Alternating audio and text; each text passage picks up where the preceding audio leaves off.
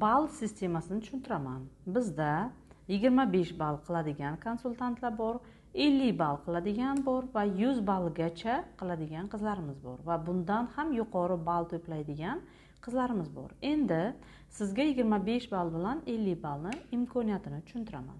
25 ball qilib borayotgan konsultantlarimiz doim mahsulotni 20% skidkada olishadi. 50 ball qiladiganlar esa 26%. 25 ball qiladigan qizlarimiz birinchi shagni 100 so'mga olishadi. 50 ball qiladigan ham 100 so'mga oladi.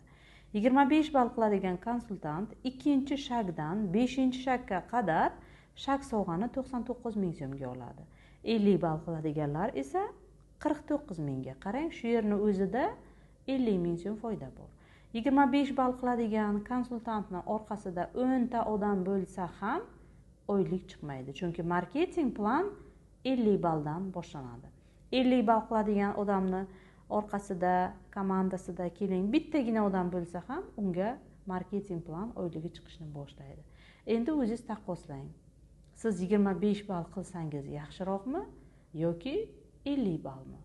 25 ball qiladigan qizlarimizni sof daromadi 200 mingdan boshlanadi. 25 ball 300-400 ming so'm pul bilan bo'ladi.